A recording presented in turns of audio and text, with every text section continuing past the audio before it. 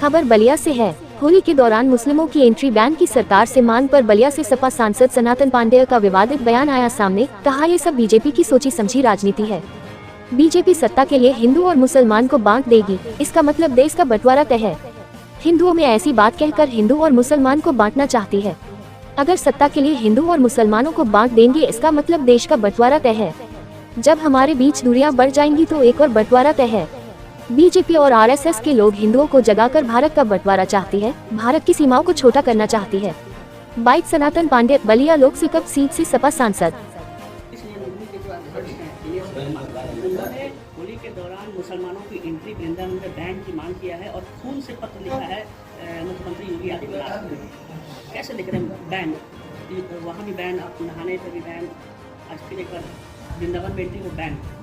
देखिए, जो लोग हिंदुस्तान में रहकर, हिंदुस्तान में हम भी आप भी हैं, जब भारत जब आज़ाद हुआ, एक हम लोगों की इच्छा थी, हमारे पूर्वजों की इच्छा थी, जो हम जितने दिन तक गुलाम रहे सबकी इच्छा थी कि देश आज़ाद हो और देश का एक अपना संविधान, और उसी संविधान के अंतर्गत सबको जीने का अधिकार दिया गया। अगड़ा हो, पिछड़ा हो, दलित हो, शोषित हो, हिंदू हो, मुसलमान हो, सिख हो चाहे ईसाई हो, तो भारत का संविधान जो है ये मान्यता नहीं देता है कि जाति आधार पर, धर्म के आधार पर किसी भी आयोजन में किसी को पार्टिसिपेट करने को रोका जाए।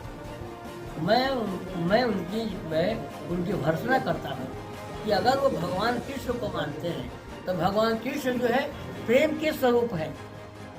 भगवान कृष्ण ने कभी नफरत का बीज नहीं बोया धरती पर, और उनके पुजारी उस चर्च के अगर अध्यक्ष ऐसी बात कर रहे हैं, इसका मतलब कि वो भगवान कृष्ण के अनुयायी नहीं थे।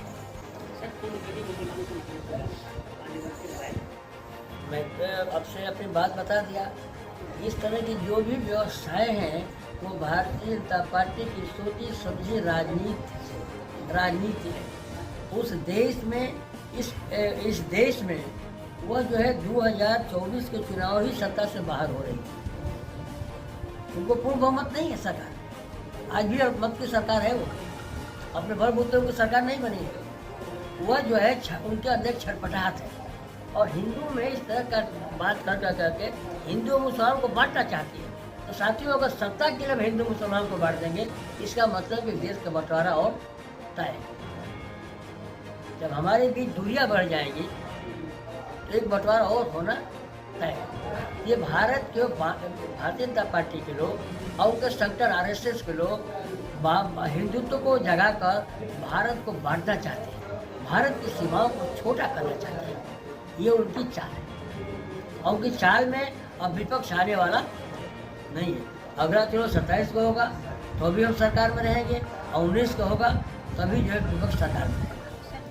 तो समाज से दूर होना चाहिए, फिर छुआछूत की भावना कहाँ से आएगी? ये वो लोग बताएंगे ना जो छुआछूत करते हैं। हम तो समाजवादी हैं। हमारे यहाँ जो समाजवादी होता है वो जात की बातें नहीं करता है। हम तो जात की बातें नहीं करते। हमारे यहाँ तो हिंदू, मुसलमान, सिख, ईसाई सभी भाई भाई। गणतंत्र दिवस किसने गाया? गणतंत्र दिवस गीत किसने लिखा, किसने गाया? आप बताएं हमको। सारे जहां सच्चा हिंदुस्तान किसने कहा? सब कुछ देखेंगे तो भारत जो है अनेकता में एकता का देश है, और उसकी खूबसूरती यही है कि हिंदुस्तान में हर वर्ग, हर धर्म के लोग हैं भाईचारे के साथ, जिसका समर्थन समाजवादी पार्टी करती है। हम उनके साथ हैं। और भारतीय जनता पार्टी जो देश को बांटने वाले लोग हैं, देश में संप्रभुता फैलाने वाले लोग हैं, जो देश में जाति के आधार पर राजनीति करने वाले लोग हैं, जो धर्म के नाम पर राजनीति कर रहे हैं, उनको सत्ता से हटाने के लिए हम विपक्ष के किसी भी दल के साथ हाथ मिलाने को तैयार हैं।